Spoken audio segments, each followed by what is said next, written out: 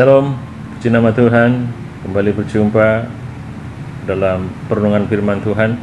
Sebelum kita membaca firman Tuhan, mari kita teduhkan hati, kita berdoa. Bapa yang baik, kembali kami datang kepadamu, bersyukur untuk semua hal yang Tuhan berikan kepada kami.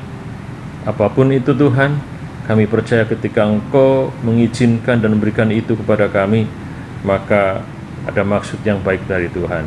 Roh Kudus yang akan mampukan kami memahami akan hal tersebut. Sebentar kami mau membaca firman-Mu, merenungkan firman-Mu, Roh Kudus juga akan tolong kami. Terima kasih Tuhan, dalam nama Tuhan Yesus Kristus kami berdoa. Amin. Puji nama Tuhan. Mari kita buka Alkitab kita dalam Yosua pasal 7 ayat 1 sampai ayat yang ke-5. Yosua pasal 7 ayat 1 sampai ayat yang ke-5. Saya bacakan buat kita semuanya.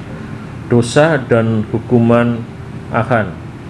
Tetapi orang Israel berubah setia dengan mengambil barang-barang yang dikhususkan itu, karena Achan bin Karmi bin Sabdi bin Serah dari suku Yehuda mengambil sesuatu dari barang-barang yang dikhususkan itu. Lalu bangkitlah murka Tuhan terhadap orang Israel. Yosua menyuruh orang dari Yeriko ke Ai yang letaknya dekat Bet Awen di sebelah timur Betel, dan berkata kepada mereka demikian, pergilah ke sana dan intelah negeri itu. Maka pergilah orang-orang itu ke sana dan mengintai kota Ai.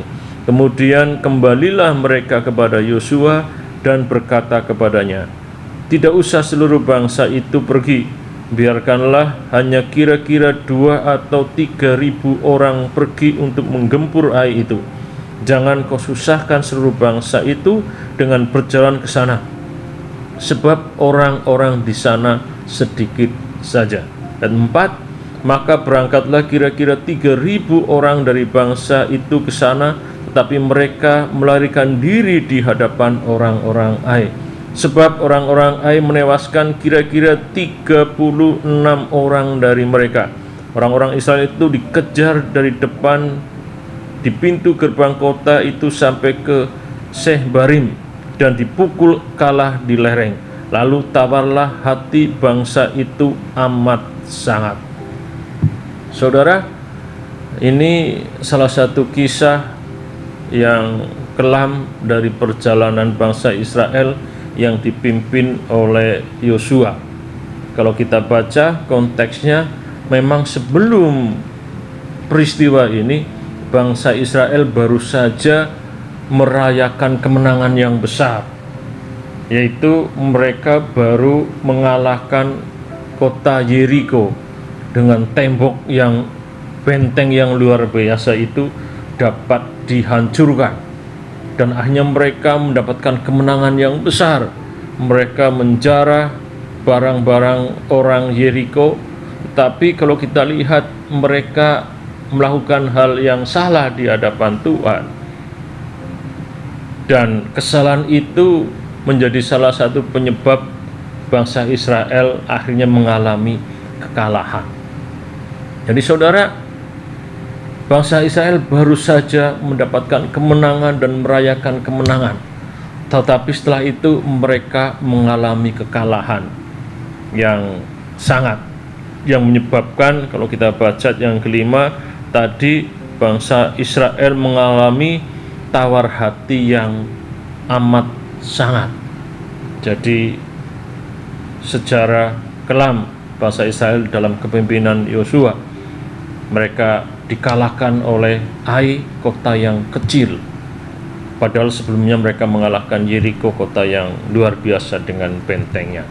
Kita akan belajar beberapa hal. Ada 2 hal paling tidak yang kita akan perhatikan yang menjadi penyebab mereka mengalami kekalahan atau menjadi penghambat mereka mendapatkan kemenangan.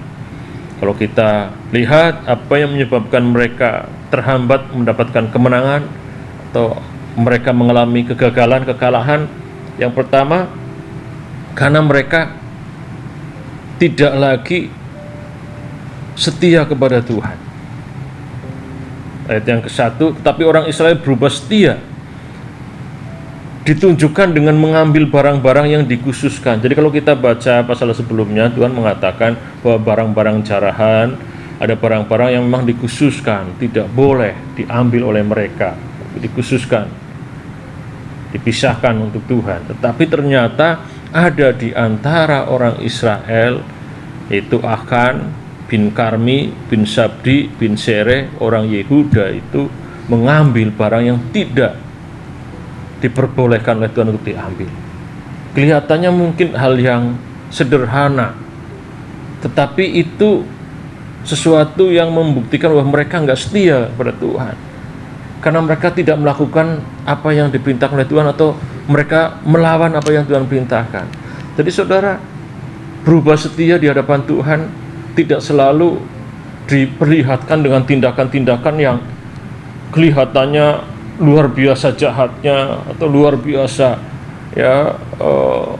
tidak berkenan di hadapan Tuhan. Kadang-kadang hal-hal yang sederhana yang kita anggap mungkin hal yang biasa, tapi kalau itu memang tidak sesuai dengan kehendak Tuhan, kalau memang itu menjadi pemberontakan kita kepada Tuhan, itu jahat di mata Tuhan. Dan itu yang terjadi dalam kehidupan bangsa Israel. Mereka mengambil barang-barang yang dikhususkan. Apa yang menjadi miliknya Tuhan, mereka ambil. Kelihatan sekali lagi, sederhana. Tapi ini menunjukkan ketidaksetiaan mereka kepada Tuhan, menunjukkan pemberontakan mereka kepada Tuhan.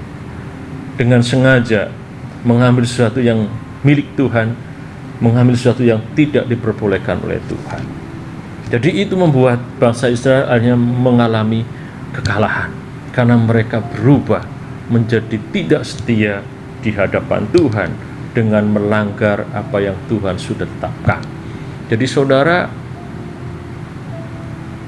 pelanggaran kita atau ketidaksetiaan kita kepada Tuhan bisa menjadi penghambat untuk kita mengalami kemenangan dalam pertandingan iman.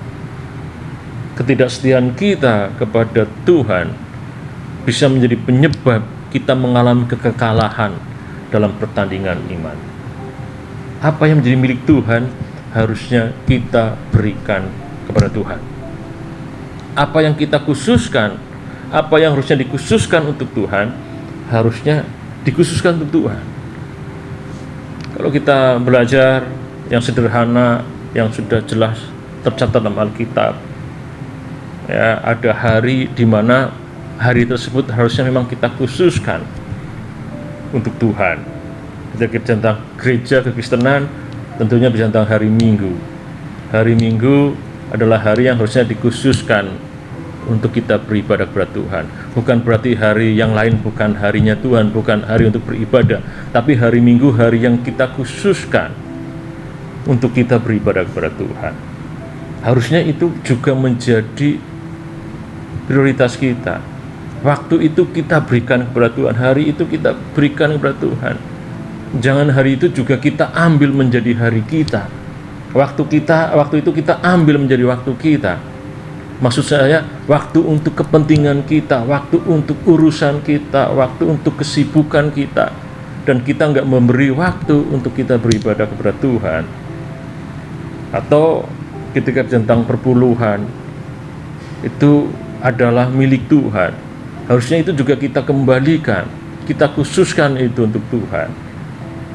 Ibu saudara, ketika kita tidak setia kepada Tuhan dengan mengambil sesuatu yang bukan hak kita, yang adalah sebenarnya itu haknya Tuhan, itu bisa menjadi penghambat untuk kita mengalami kemenangan dalam pertandingan iman, atau dengan kata lain menjadi penyebab kita mengalami kekalahan.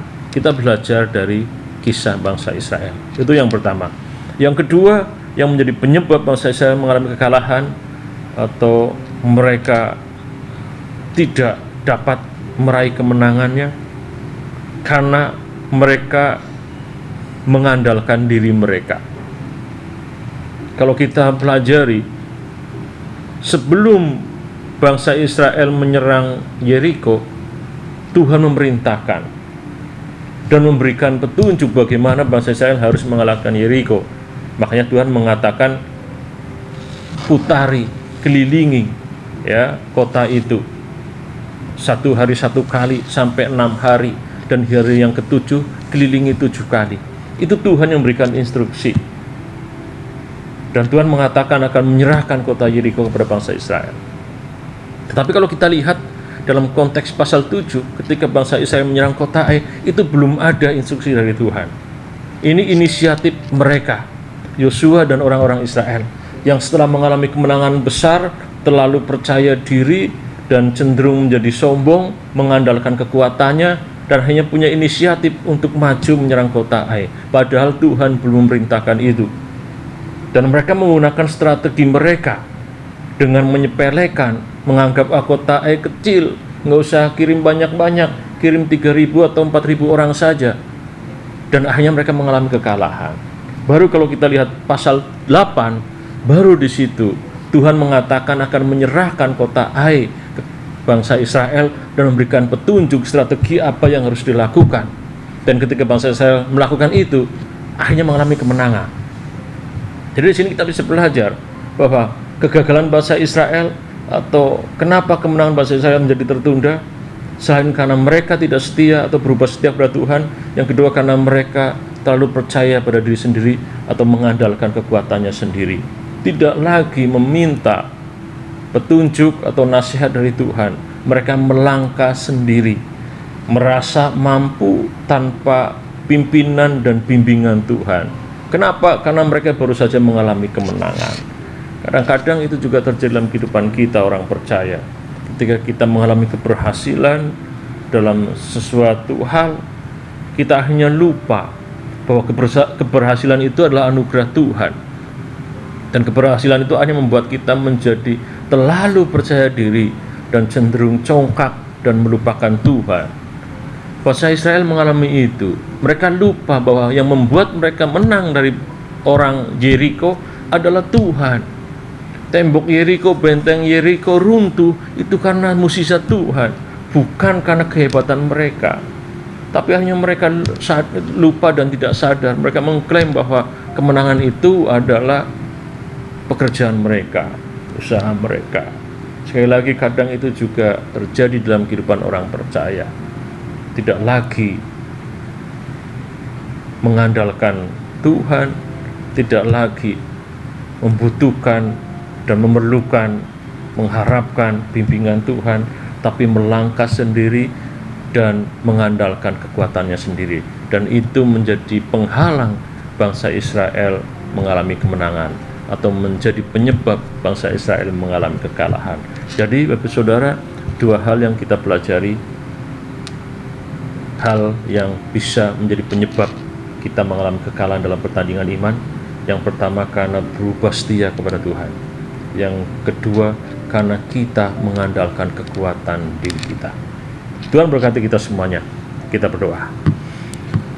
Kami bersyukur oleh karena nasihat-Mu pada siang hari ini yang mengingatkan kepada kami bahwa sebagai umat-umat-Mu, dalam kami melakukan pertandingan iman, kami harus tetap setia kepada Tuhan, dan kami tetap mengandalkan Tuhan.